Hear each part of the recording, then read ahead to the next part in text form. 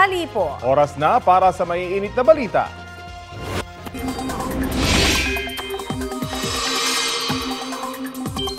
Mainit na balita, tropical depression o bagyo na ang binabantayang low pressure area sa extreme northern Luzon. Pinangalanan ito ng pag-asa na bagyong Kiko, ang una nating bagyo ngayong Setyembre. Namataan niya ng pag-asa mahigit 1,000 kilometro east-northeast ng extreme northern Luzon kaninang alas 8 ng umaga. Taglay nito ang lakas ng hangin na aabot sa 55 kilometers per hour. Sa layo ng bagyong Kiko, hindi po ito magpapaulan sa bansa. Abangan dito maya-maya sa Balitang Hali ang unang bulletin na ilalabas ng pag-asa kaugnay ng bagyong Kiko at kung may interaksyon ito sa hanging habagat. Sa ngayon, habagat muli ang magpapaulan dito po sa Metro Manila at ilan pang mga lugar sa Luzon at Western Visayas. Makaasa naman sa maayos na panahon ng nalalabing bahagi ng bansa pero posible pa rin ang mga local thunderstorm. Nakataas po ngayon ang thunderstorm watch dito po sa Metro Manila, Bulacan, Rizal, Laguna at Cavite. Ibig sabihin, posible ang mga local thunderstorm sa mga nasabing lugar hanggang mamayang alas 10 ng gabi. 14 na sasakyan ng pamilya Diskaya ang nasa kustodiya ng Bureau of Customs ayon kay Commissioner Ariel Nepomuceno. Sabi ni Nepomuceno sa panayam ng unang balita sa unang hirit, may 2 pa silang sasakyang nadatnan sa garahe ng mga Diskaya sa Pasig na wala sa search warrant. Kagabi, sinabi ng BOC na natuntunan nila ang lahat ng 12 luxury cars na sakop ng kanilang warrant. 2 ang unang nakita ng BOC sa inspection kahapon ng umaga. 7 naman ang isinuko kinagabihan at nakapark na sa St. Gerard Construction na opisina ng mga Diskaya. 3 naman ang kinukumpuni sa service centers. Lahat daw yan bantay sarado ng BOC. Sabi ni Nepomuceno, hindi pa sila titigil sa paghahanap dahil sinabi ni Sara Diskaya sa pagdinig ng Senado na 28 ang pagmamayari nilang luxury cars. Sa parehong pagdinig, sinabi ni Senador Jingo Estrada na 80 umano ang mga sasakyan ng mga Diskaya batay sa impormasyong nakuha niya sa Land Transportation Office. Inaalam ng BOC kung legal ang pag-import at kung nagbayad ng tamang buwis sa mga Diskaya para sa mga sasakyan. Yan naman po ay mahuhuli naman namin yan talaga. Hindi rin naman nila magagamit sa kalye yan dahil pahuhuli namin yan eh. Okay. At lahat ng tahanan o lahat ng meron silang official addresses, apply ko yan ng search warrant. Okay. So sisikip din naman talaga yan para sa kanila. Itinanggi naman ng abogado ng mga Diskaya na si Attorney Cornelio Samaniego III na itinatago nila ang kanilang mga mamahaling sasakyan. Wala raw dahilan para itago dahil legal anya ang mga ito. Ginagamit ho kasi yung ibang sasakyan. Yung iba naman for maintenance. Yung iba naman nailagay sa isang lugar kasi preemptive measures sila ngayon kasi nagbabaha dito sa Pasig. Kasunod po ng pagsisimula ng investigasyon ng House Infrastructure Committee sa mga maanomalya umanong flood control project, pinagpapasa ang lahat ng kongresista ng listahan ng kanilang mga negosyo at interes na posibleng konektado sa mga proyekto. Nagkainita naman ang ilang mambabatas kung iimbitahan ang ilang mambabatas na posibleng magpaliwanag sa sinasabing insertions o dinagdag sa national budget. Balitang hatid ni JP Soriano. I'm getting very angry. Kahit isang araw hindi nagtrabaho, wala. Completed na raw base sa report ng DPWH ang flood control project sa Baliwag, Bulacan na ginastusan na mahigit 55 million pesos. Pero nang inspeksyonin ni Pangulong Bongbong Marcos nitong Agosto, wala siyang kahit anong nasilayan. Isa lang yan sa mga proyekto sa Bulacan na tinalakay sa pagsisimula ng investigasyon ng House Infrastructure Committee sa umano'y maanomalyang flood control projects. Ang problema kasi, nabayaran ng mga kontraktor kahit hindi umano ininspeksyon ang mga proyekto. Pag-amin ng na-relieve na opisyal ng DPWH na nakapirma sa mga kontrata, may pagkukulang siya sa nangyari. I just want to explain, sir, that there was a certification signed by the project engineer and the implementing section chief. Pero hindi po ba dapat tinitignan nyo muna? Your Honor, as I told you, napakarami pong papel na dumadaan po sa akin everyday. Do you believe you are responsible for that? Actually po, ang negligence on my part Inamin ko po may kakulangan ako dahil I did not personally go to it. O dapat talaga kasuhan ka. Sabi ni dating DPWH Secretary Manuel Bonoan, bago siya magbitiw sa pwesto, may pauna ng natuklasan ang pinasimulan niyang imbestigasyon. There are two projects that we have noted that these are ghost projects. Nanindigan si Bonoan na wala siyang kinalaman sa katiwalian. I can shout, hindi po ako involved. Sir, ba't po kayo nag-resign? Pero sir, during your term po ito eh. 5 kontraktor ang ipapasubpina dahil sa pang-iisnab sa investigasyon ng Infracom. Nagkainitan naman sa pagdinig ng magmosyon si Senior Deputy Minority Leader Edgar Erice na imbitahan sina ako Bicol Representative Erizal Dico, dating Chairperson ng House Committee on Appropriations at dating Senator Grace Poe, dating Chair ng Senate Committee on Finance para ipaliwanag ang umano'y budget insertions. Tutol dito sa Iloilo Representative Janet Garin habang suportado ito ni Navotas City Representative Toby Tiangco. Under the name of Congressman Saldico, ang insertion sa BICAM as proponent siya is 13,803,693,000.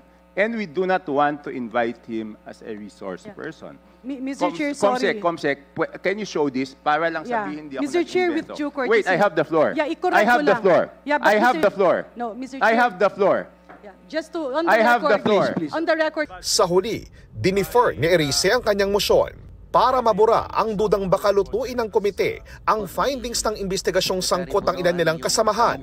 Pinagsusumite ng Infracom ang lahat ng kongresista ng listahan ng kanilang mga negosyo at interes na posibleng konektado sa flood control projects. I believe we need to assure the public that this investigation will not be a whitewash. Conflict of interest here is not theoretical. It is not distant. It is real. Inusisa rin sa pagdinig ang opisyal ng Philippine Contractors Accreditation Board o PCAB na si Attorney Herbert Matienzo. Papaimbestigahan ka namin, attorney, kasi ang ano namin, ang info sa amin, nakatira ka sa Ayala Alabang at ang dami mong sasakyan. Hindi po. Anyway, i-request natin na i-lifestyle check itong si attorney dahil ang balita rito, ito yung pasimuno na nagbebenta ng ng mga registration sa pickup. Ako po ay nakatira lamang po sa Kupang Muntinlupa po. Natanong din ang opisyal ng PCAB kung paano nabigyan ng contractor's license ang mga kumpanya ni Sara Diskaya. Gayong inamin mismo ni Diskaya sa pagdinig ng Senado na ang siyam na construction firms niya ay minsan nang nagsabay-sabay magbid sa ilang flood control projects ng DPWH. Noong pong sila po ay nag-apply, hindi pa po lumabas na sila pa po ang beneficial owner. So why did not the PCAB do its job and at least call their attention? Kaya po nang nasabi ko po, Your Honor, ito po tinitingnan na po ng aming ahensya ngayon dahil hayagang nabanggit po na sila po talaga ang beneficial owner po nung siyam na nabanggit pong construction company. Parang mahirap mapaniwalaan yun kasi same-same yung mga pangalan ng mga companies nila. Dahil sa pag-amin ni Diskaya, sabi ng PCAB, We plan to institute an action po against the 9 companies po which Miss Sara Diskaya mentioned na they sometimes all of them po join in the same bidding po. Sumalang din sa pagtatanong ang may-ari ng Center Waste Construction and Development Incorporated na si Lawrence Lubiano. Si Lubiano ang kaibigan ni Senador Chis Escudero at nag-donate umano ng 30 million pesos sa kanyang kampanya noong 2022. Last two cycles of elections, 2022 and 2025, kayo po ba ay nagbigay ng donasyon sa sino man na kumandidato, whether local or national, sa huli mga eleksyon? 2022, Your Honor? Yes. Yes po, Your Honor. Kanino po yun? Kay Senator Chis po.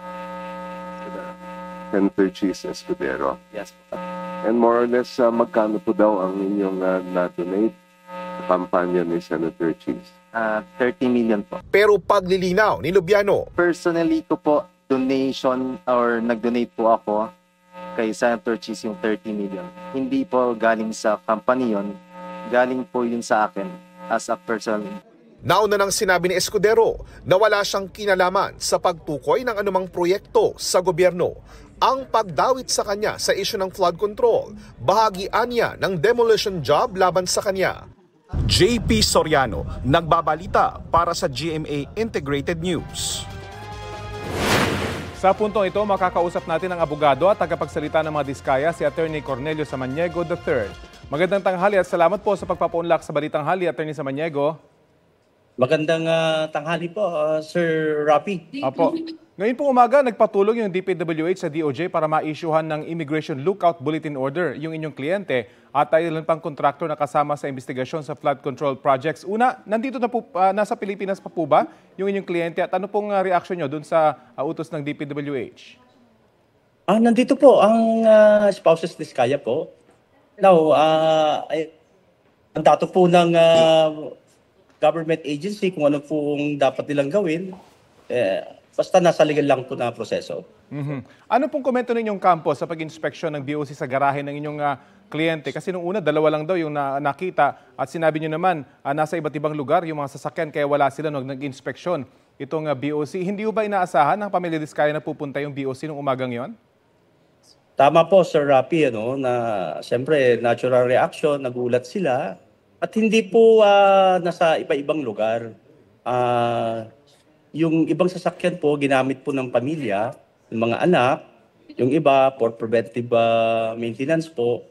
And then, yung 2 po nandun na nakita nila, na yung 12 po kasi yung subject ng search warrant. Yung 2 po nandun. Pero yung 10, ginamit yung iba preventive maintenance. Nung hapon, yung mga anak, nandun na po yung mga sasakyan, yung 12 po, all accounted po ng Bureau of Customs. Sabi po na Senate President Pro Tempore Jingo Estrada, may impormasyon siya mula sa LTO na 80 daw po yung mga sasakyan ng mga Diskaya at kalahati raw po doon ay mga mamahalin. Ano po masasabi nyo dyan? Hindi ko pa po nakikita yung mga dokumento, with all due respect to Senator Jinggoy. Evaluate po namin yung mga rehistro ng sasakyan. Pero sa mga unang panayam po sa inyong kliyente, inamin niya na nasa 4 na po yung mga mamahaling sasakyan. Ito po ba'y kinukumpirma po ninyo at ipipresenta po ba ninyo itong mga dokumento sa mga kaukulang ahensya? Kung yung luxury po, ang sabi po ng aking kliyente doon sa Senate hearing, 28 po yung luxury cars. Yung iba po, mga service car po ng mga engineer at mga empleyado po. So kinokorek niya po yung sarili niya na hindi 40 as previously announced dun sa kanyang interview, nasa 20 na lamang po yung luxury cars. Ganun ho ba? Ay, hindi ko po kinokorek si ma'am. Yun po yung testimony niya sa Senate po. Sinususugat ko lang po yung testimony niya sa Senate. Opo, siya po yung nag-correct sa kanyang sarili. Opo, Sir Rapi. So ano po mga disposition po nito mga sasakyan gayong habang nasa ilalim po sila ng pangangalaga ng BOC? Mandato po yan ng BOC kung meron po sila nakikitang illegal o anuman or hindi nabayaran na tax. Yan po ang mandato, ginagalang po namin yan. Pero ang masasabi ko lang po, ang mga sasakyan na yan ay nakarehistro po sa LTO. Legal po na binili ng spouses Diskaya. Buyers in good faith po sila. Hindi po marirehistro yan, Sir Rapi, kung illegal po nilang nakuha. Kung may mga kompleto pong dokumento ito, madali ho itong mapatunayan, hindi ho ba? Oras lamang kung tutuusin dahil kung kompleto ng dokumento, nasa kanilang pangangalaga po yung mga dokumento at may pipresenta ka agad, attorney. Tama naman po, Sir Rapi. Ang pan lang dyan, Sir Rapi, is siyempre bilang abogado, medyo masyado na ho kasing nayuyura ka ng kaya. So naghihinay-hinay ho kami. Panghuling ko tanong na lang po, kumusta po yung inyong mga kliyente? Nakausap niyo na po ba lately at sinabi niyo nga nasa Pilipinas pa. Pero kumusta po sila ngayon? Nagkita ho kaming 3 kahapon. Masaya nga sila kasi at least nag-interview po kahapon. Medyo lugumaan po yung loob nila kasi at the onset, Sir Rapi, tahimik po ang mag-asawang Diskaya kasi ayaw nilang sumabay sa balita, sa SOCMED. Ang gusto ho nila is ano yung proper forum po, kagaya ng po Senado at ang House of Representatives or anumang government agency na mag-iimbestiga po. At may assurance po na dadalo sila sa mga pagdinig na ito at hindi po sila magkakasakit in the future. Ay, opo. Dadalo po sila. Dumalo na nga po si Ma'am sa Senate. Kung may subpina po, dadalo po. At maliban lang po talaga. Siyempre, pag sinabi nyo nagkasakit, talagang hindi po natin mapipigilan yan unless talagang kailangan, kahit may sakit, di pupunta po. Tatalima po kami sa subpina, Sir Rapi. Okay, maraming salamat po sa oras na ibinahagi niyo po sa Balitang Hali. Yes, salamat po, Sir Rapi. Maraming po salamat. Yan po si Attorney Cornelio Samaniego III, abogado ng mga Diskaya.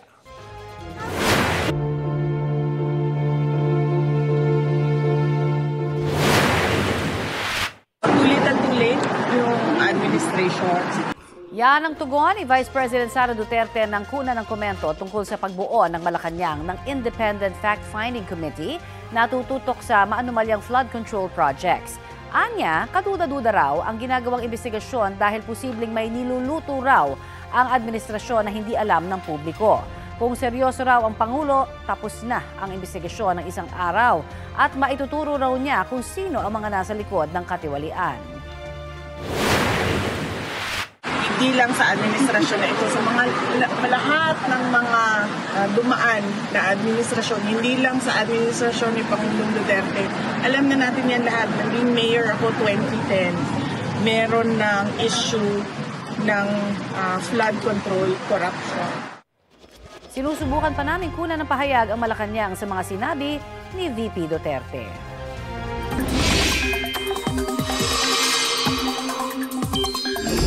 Mainit na balita, mamayang hapon inaasahan pong lalabas na ng Philippine Area of Responsibility ang Tropical Depression Kiko.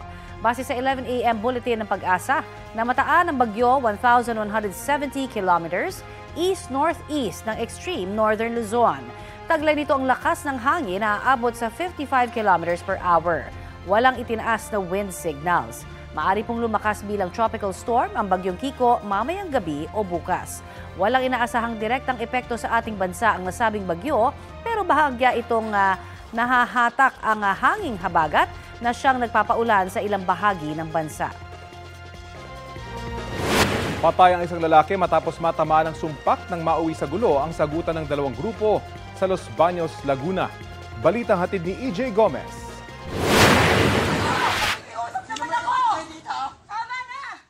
Kuha ang videong yan sa Los Baños, Laguna nitong linggo. Isang babae ang sumisigaw habang kausap ang grupo ng mga lalaking tila sumusugod bitbitang ilang patalim.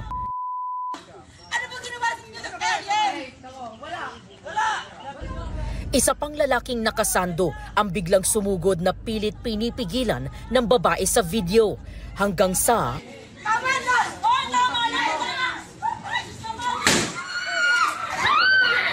nauwi sa pamamaril ang away ng dalawang grupo.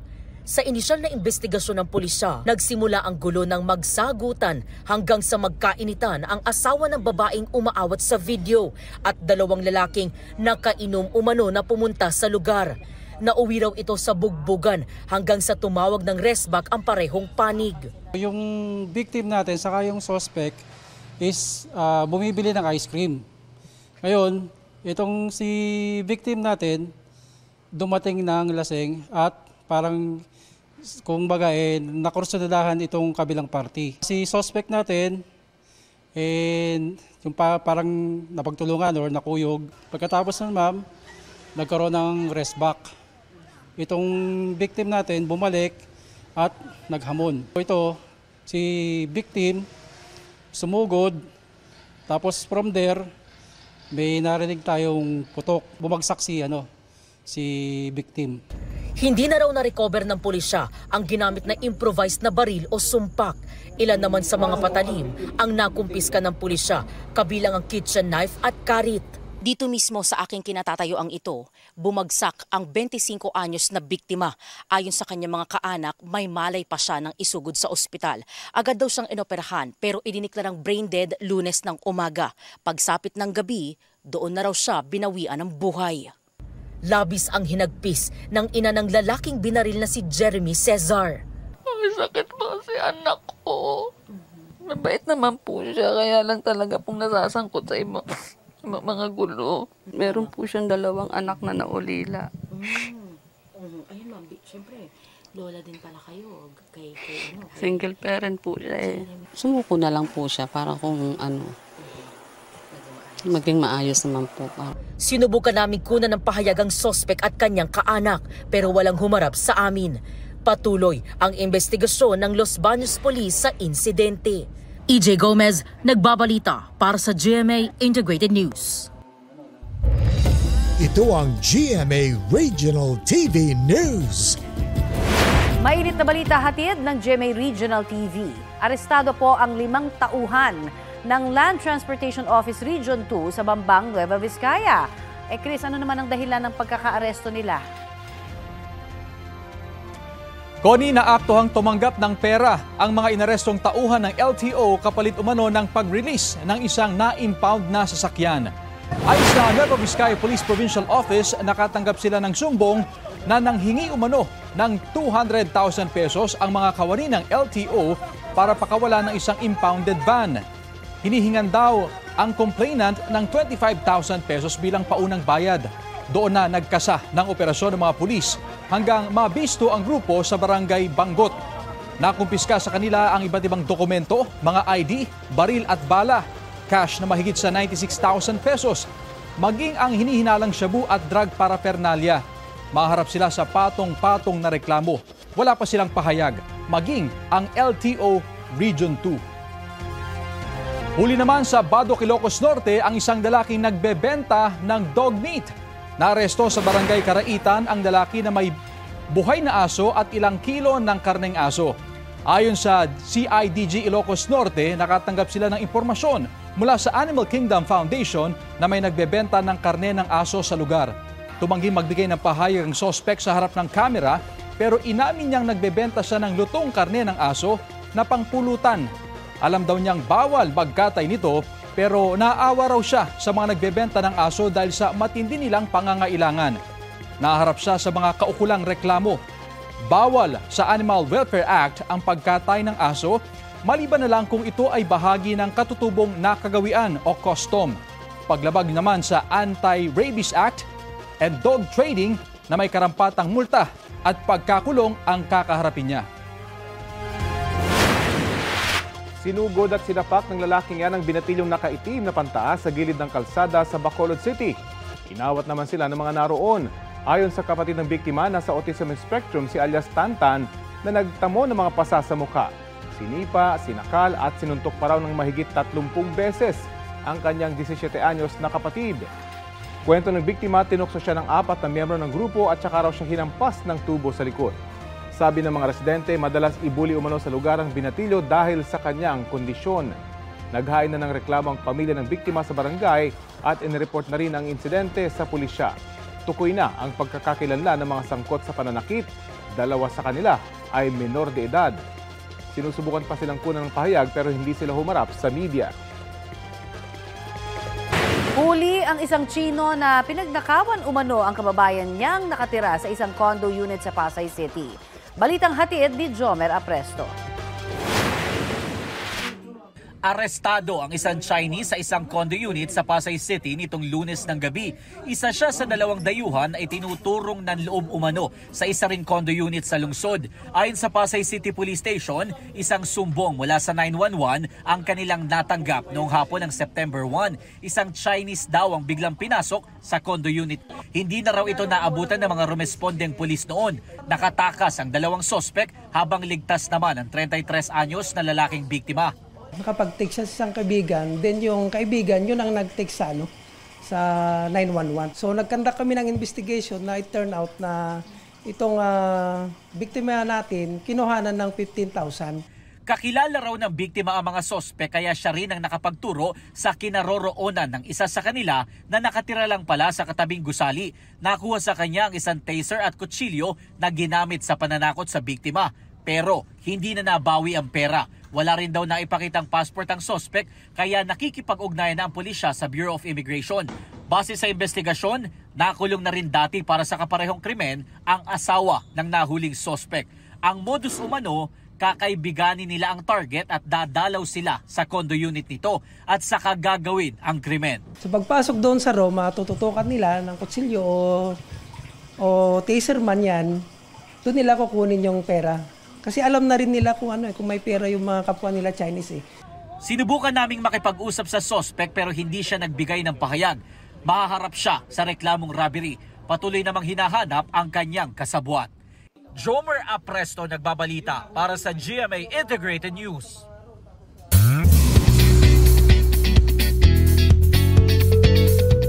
Wednesday latest mga mare at pare, a brand new season and set of coaches ang aabangan sa reality talent competition na The Voice Kids Philippines. Nagbabalik sa The Voice Kids stage sina coaches Julian San Jose at Billy Crawford. Makakasama nilang kumilatis ng new talents si balladeer singer-songwriter Zach Tabudlo at sina Paulo and Miguel Guico ng Filipino indie folk pop band na Ben and Ben. Pero bago ang pagbabalik ng show sa September 14, sumalang muna sila sa GMA Integrated News interviews. Si Julian naging candid sa experience niya kasama ang kapwa coaches habang si Zach inalala ang pagiging auditionin niya noon sa kompetisyon. I really have a great time with these people. Like I know to myself that these are my kind of people. Like those kids that we saw perform and everything, that was me po. So it's like I feel like when I was in that body and I was in that moment po, hindi ko naman iisipin na makakarating ako dito. So it just feels crazy and weird to be here. At the same time, I'm really blessed po. Ang iba pang coaches ready na ring mashasain ang kids para mailabas ang kanilang galing. These kids are very smart and they have one goal, and one goal is to win. At the end of the day, we know it's a competition and we know that not everyone can get in. Magawa lang namin yung task of really bringing out the best in these kids and making sure na they know na we believe in them. I think masabi namin na we did our job. Ito ang GMA Regional TV News. Balita sa Visayas at Mindanao mula sa GMA Regional TV. Patay sa pamamaril ng isang garbage collector sa Naga sa Cebu. Cecil, ano nakita motibo sa krimen? Rafi, pagnanakaw at ang negosyo niyang pautang sa mga katrabaho ang mga nakikitang motibo sa krimen. Natagpuan ang bangkay ng biktima sa gilid ng kalsada sa Barangay Pangdan. Ayon sa mga otoridad, papasok na ang biktima sa pinagtatrabahoang Material Recovery Facility ng Barilin sa Noo. Kabilang sa mga nawawala umanong gamit niya ang isa sa suot niyang kwintas, 2 bagong biling cellphone at 2 bag na may laman umanong pera na aabot sa mahigit 30,000 pesos. Nangangalap na ang pulisya ng mga CCTV footage para matukoy ang mga nasa likod ng krimen. Patay ang isang lalaki matapos barilin ng half-brother niya sa Cagayan de Oro City. Kwento ng live-in partner ng biktima, linggo nang mag-away sila ng kinakasama dahil sa selos. Panay raw ang paninermo ng lalaki hanggang nakaaway na rin ang iba pang kaanak. Posibleng ikinagalit daw ito ng kanyang half-brother. At umaga nitong Lunes, pinagbabaril daw niya ang biktima. Pinaghahanap pa rin ng mga otoridad ang tumakas na sospek. Mahaharap siya sa reklamong homicide.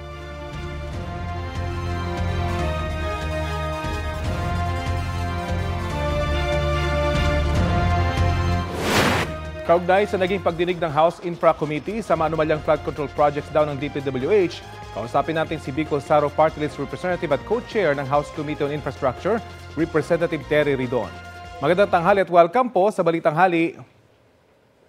Magandang tanghali. Maraming salamat sa pag-imbita. Base po sa mga nakalap niyo mga sagot at impormasyon sa pagdinig kahapon ng House Infra Committee, ano po yung magiging direksyon ng inyong investigasyon?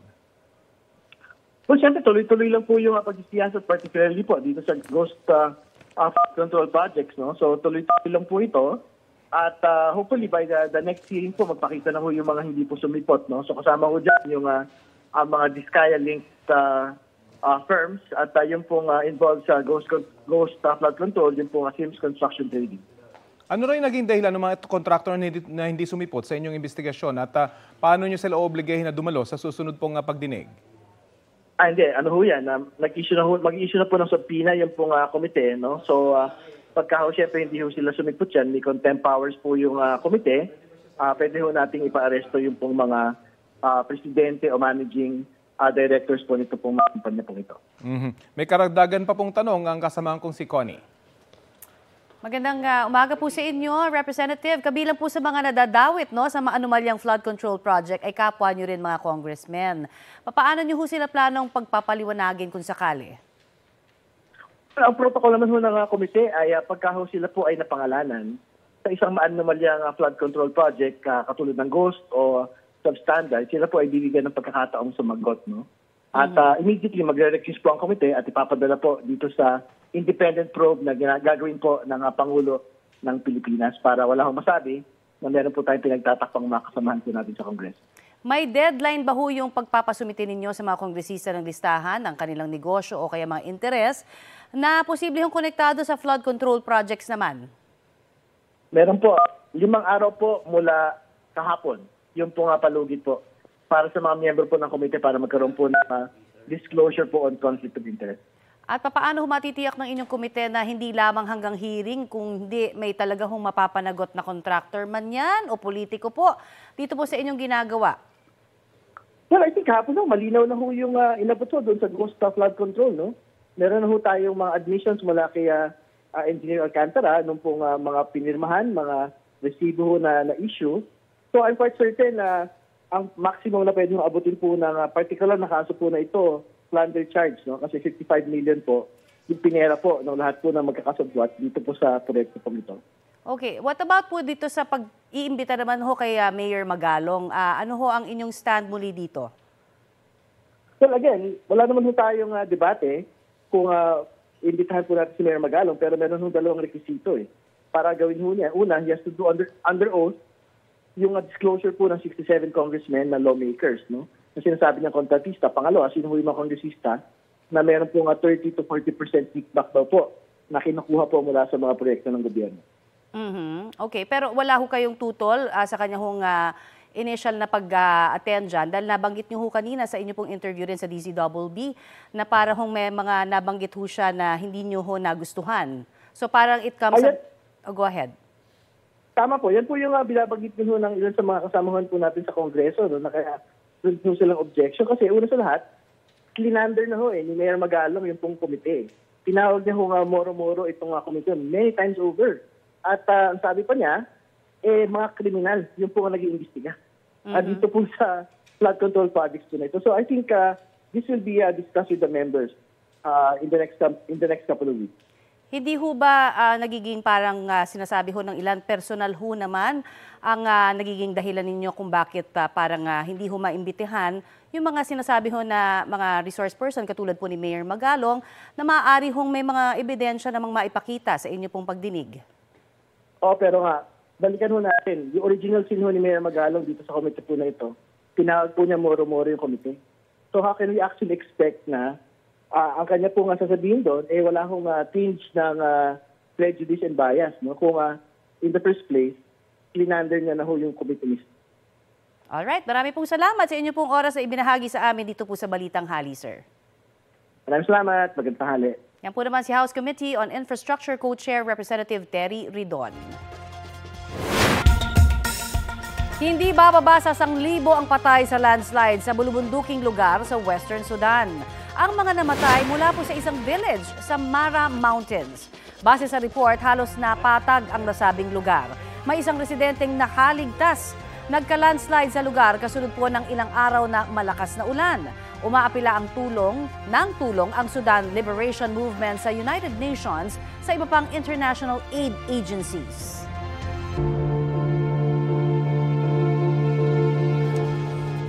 Wala raw ghost flood control project sa Metro Manila. Yan ang tiniyak ng DPWH nang talakayin sa Kamara ang problema sa baha sa National Capital Region. May ulat on the spot si Tina Panganiban Perez. Tina?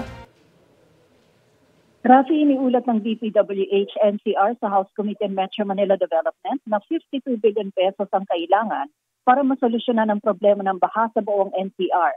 Ayon kay DPWH Engineer Monchexis Tamayo, kasama na dito ang dredging ng waterway. Sa flood control project, ayon kay Tamayo, may 1,686 sa Metro Manila at 450 rito ay ongoing pa. Kasama rito ang 4 na galing pa sa 2023 na delayed dahil sa pagpapalabas ng working permit at obstruction sa mga pasilidad. Sa kabuuan, mahigit 33 billion ang halaga ng mga ongoing na proyektong ito, habang 1,236 na flood control projects na nagkakahalaga naman ng halos 66 billion pesos ang nakumpleto na. Tinanong ang DPWH kung kasama ba ang mga kumpanya ng mga diskaya sa mga nabigyan ng flood control project sa Metro Manila at ayon sa DPWH ay oo. Katunayan sa listahang inilabas ng DPWH, lumalabas na nabigyan ang ilang kumpanya ng mga diskaya ng very satisfactory rating. Tiniyak naman ng DPWH na walang ghost project sa NCR at wala rin anyang contractor na nabayaran ng buo sa isang proyektong hindi pa kumpleto. Pero ang nirereklamo, Rafi, ng ilang kongresista ay ang kawalan nila ng koordinasyon ng DPWH sa mga lokal na pamahalaan para sa pagpapatupad ng flood control projects na ito. Sabi ni Quezon City 6th District Representative Maria Victoria Copilar, 141 projects ng DPWH ang hindi coordinated sa Quezon City LGU. Sinabi ng DPWH na nagsasagawa naman sila ng koordinasyon sa mga lokal na pamahalaan, pero inamin din ng DPWH na may mga proyektong sinimulan sila kahit wala pang clearance ng LGU. Reklamo naman ni Quezon City 1st District Representative Arjo Ataide, malaking problema rin ang mga proyektong ipinatutupad by state. Halimbawa niya, may ginawang pumping station sa kanyang distrito, pero sa susunod pang taon darating ang pump. Bago pa raw dumating ang pump, barado na ang pumping station. Panawagan naman ni Valenzuela 2nd District Representative Gerald Galang sa DPWH, kailangan coordinated ang mga proyekto sa buong Metro Manila at dapat bigyang prioridad ang mga lugar na kinukonsiderang nasa most hazardous area. Rafi? Maraming salamat, Tina Panganiban Perez. Mainit na balita, deported mula sa Pilipinas ang ilang South Korean nationals na sangkot umano sa panloloko at illegal gambling. May ulat on the spot si Dano Tingkungko. Dano? Connie, nabawasan nga ng halos 50 pagante ang Pilipinas sa pagpapadeport ng Bureau of Immigration ngayong umaga sa 49 na Koreanong nahaharap sa samot-saring mga kaso sa kanilang bansa. Bilyones, kundi nga raw trilyones sa halagang Korean won ang nakulimbat ng mga dineport na puganteng ang mga kaso ay may kinalaman sa panluloko o pang-eestapa. Kabilang sa mga dineport ang 36 anyos na inaresto noong Abril at wanted sa pagiging mastermind umano ng isang messaging phishing syndicate sa China at Pilipinas. Ang nakulimbat umano nito, 1.7 billion Korean won sa 200 na biktima. Ang iba naman may kasong illegal gambling tulad ng isang deportee na nakabulsa umano ng 2 trillion Korean won dahil sa pagpapatakbo nito ng 23 illegal gambling website. Huling nakapagpa-deport ng ganito karaming Koreano ang Pilipinas noon pang 2017 at ngayon na lang naulit sa tulong ng Korean Embassy. Bukod sa bahagi ng proseso ito para maiharap sa ustisya ang mga pugante, isa rin daw itong paraan ng BI para patunayang mali ang inaakala ng ilan na madaling taguan ang Pilipinas. Nilinaw ng BI na hindi sa nakalusot sa Pilipinas sa mga pugante, pero ang naging modus ng mga ito, ang karamihan daw, ay umalis na ng Korea bago pa sila formal na kinasuhan para nga naman pagpasok dito sa Pilipinas, malinis pa ang kanilang record. Yun nga lang, nang itimbre na ng embahada sa BI na may kaso na't wanted na sila, saka naman sila tinunto ng Fugitive Search Unit ng BI. Inimbestigahan ng BI ang 2 puganteng sinampahan ng kaso dito sa Pilipinas kung lehitimo ang kaso o kung isang uri ito ng tinatawag na demanda-me modus para makaiwas sa deportation. Pagdating sa South Korea ng mga pugante, saka naman sila haharap sa karampatang investigasyon at parusa ng mga otoridad doon. Ayon sa BI, bukod sa pagtugis at pagdeport, hindi na rin daw makakalusot talaga dito sa bansa mga may derogatory record dahil sa Advanced Passenger Info System kung saan pinagsasubmit na ang dayuhan ng manifest na na-check na sa Interpol bago pa lumapag ang eroplano sa Pilipinas. Connie? Maraming salamat, Dano Tingkungko.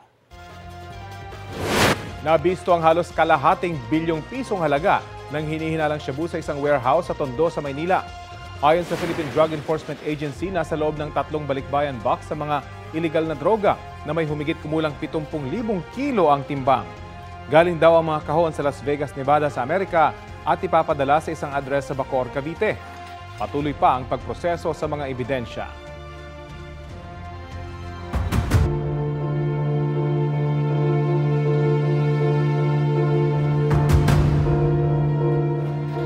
Mainit na balita, iniutos ni Pangulong Bongbong Marcos na i-review ang 2026 budget ng Department of Public Works and Highways.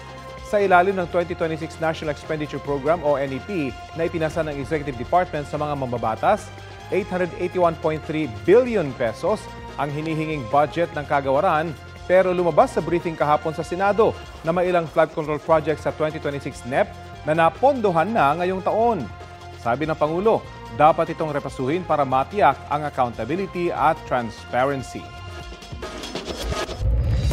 Ito ang GMA Regional TV News. Patay ang isang babaeng 6 na taong gulang matapos aksidenteng mabaril ng kanyang ama sa Victorias Negros Occidental.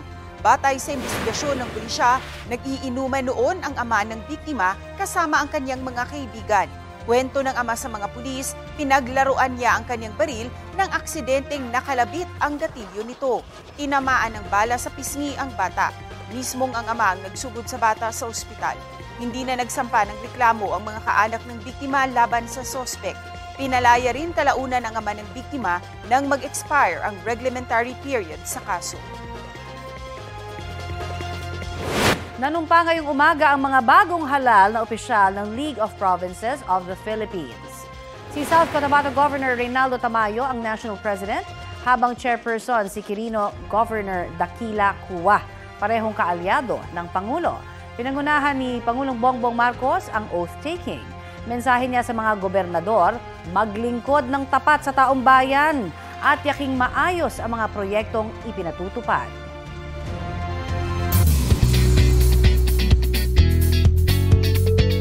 Fab yet timely ang fashion statement ng PBB Big Winner duo na Mick Brent sa Preview Ball 2025. Demure Maria Clara ang eksena ni Mika Salamanca, suot ang modern Filipiniana.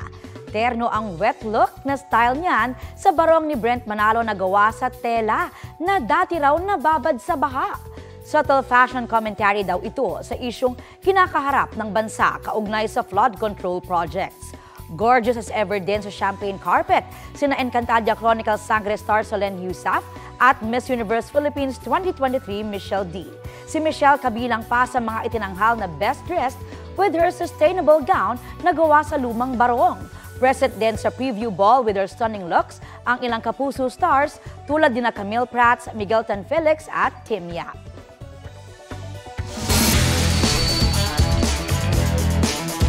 Bagong panalo para kay Pinay tennis player Alex Ayala. Panalo siya sa round of 32 ng Guadalajara 125 Open 2025 sa Mexico. Tinalo niya si Arian Hartono ng the Netherlands sa loob ng 2 sets. 6-2 ang score sa 2 set. Ika-4 na itong paghaharap ni Alex at Arian at sa lahat ng kanilang laban, panalo si Alex. Sunod na makakalaban ni Alex si Varvara Lipchenko ng Amerika para sa round of 16. Si Alex ang second seed ng buong torneo.